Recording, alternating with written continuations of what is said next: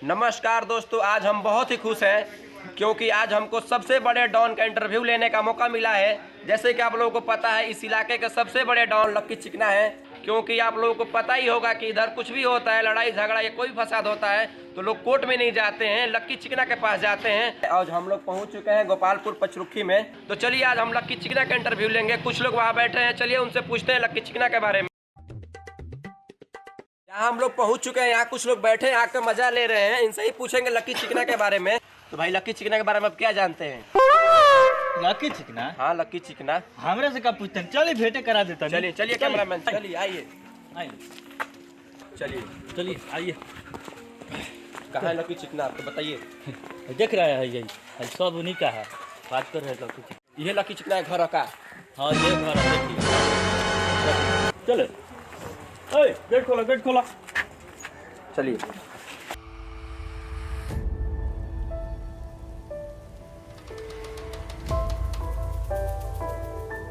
कहाँ लक्की चिकना से मिला ले जा रहे हो भाई? चलो ना, चुपचाप चलो। कहाँ ला दिए भाई इधर जंगल में? बोलो चलो ना, और अंदर आवा। रुको रुको भाई, इधर कहाँ ले जा रहे हो जंगल में? कैमरा हम छीने के इरादा नहीं ना भाई? क्या छीनाता है? चल पा ना चुपचाप। भाई कुछ करना मत भाई। चलो चलो।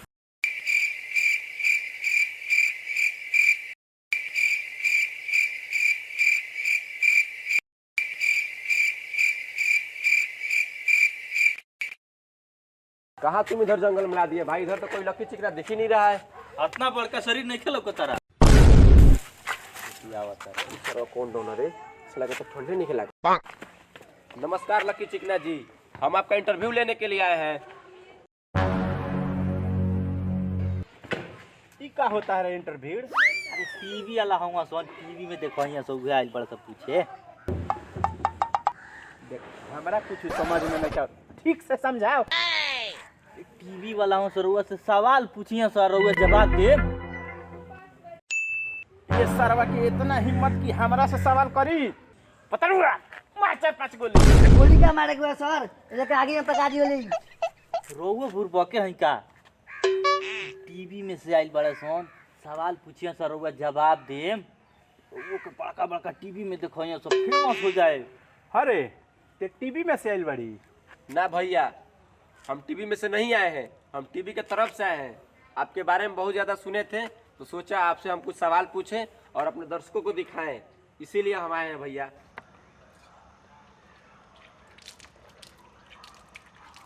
ठीक बा, ते रुक, हम अबे आवतनी तैयारी होके।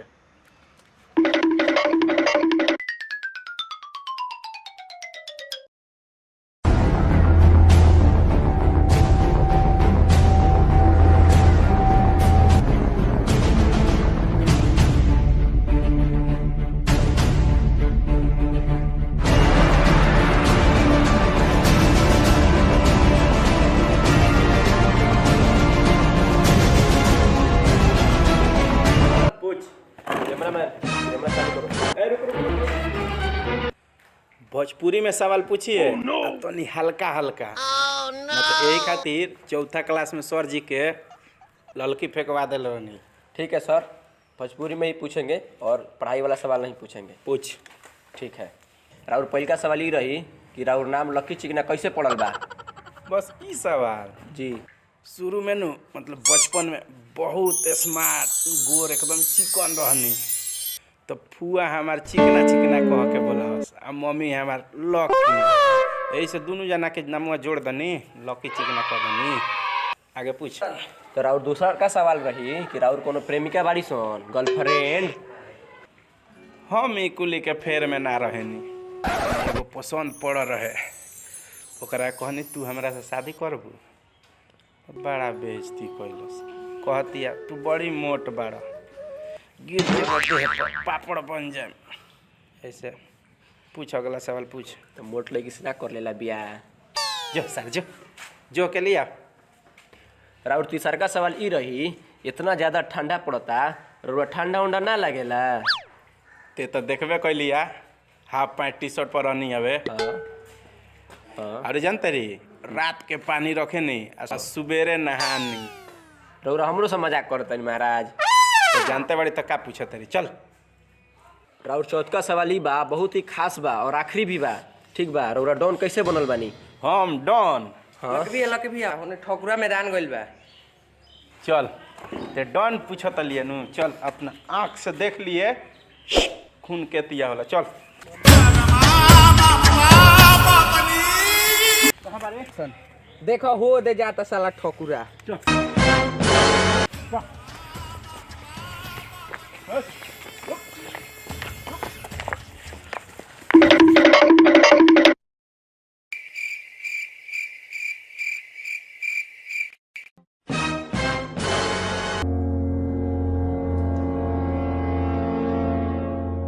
भाई हमरा के होग लेवे दालो ओकरा बाद जो चीज चाहे कोई तो चीज कॉल लिया लो हमरा के पहले होग। जब तोरा मरही के बाद तो हक क्या करबे?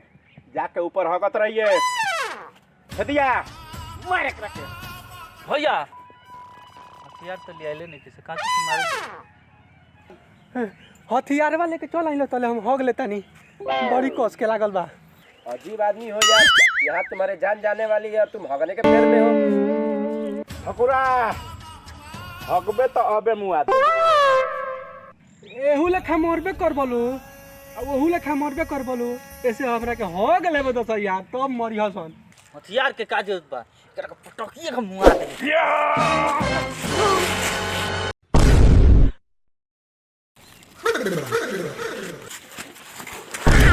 अरे बाप रे गाड़ टूट गलो से। देखत का मेरे सर उठा सर।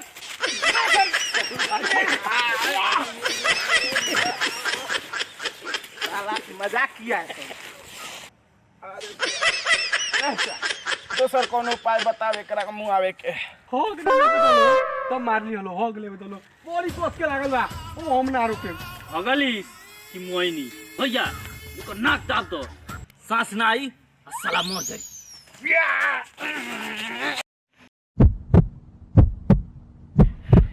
छतिया हां बड़ी देर से जाए को नाक दब लेवे मुंहते नहीं खे। हम सोचत तनी मुंहत काहे नहीं खे बुझा त पिछवाड़ा से सांस लेता का मुद मुद कर पिछवाड़ा मुद। कोई हाथ में होग दो। सर कौन डॉन रे? एकरा तो बुझाते नहीं कि वो मुंह से सांस लेता। अजीबे पागल भाई, नकिया छोड़ के है मुहिया दाब दे। साला मरत काहे नहीं की रे? हमरा के होग लेवे दलो त हम मर जाए। ना ना हमारी इज्जत के सवाल बा, तोरा होगे से पहले मरे के पड़ी। भाई ओकरा दबा के मुआ देबे के। चुप चुप, तोर कौनो आइडिया काम नहीं के करत। अब हम कहें तोन करसन एकर सब छेद मुद्दसन केनियो से सांस ना लेवे के चाही। मुना मुद एकर पिछवाड़ा कौन मुदी रे?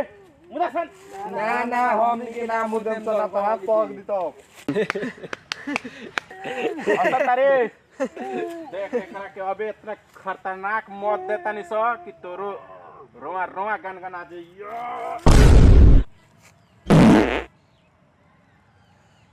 छतिया रे तो साला हो के दलत रे।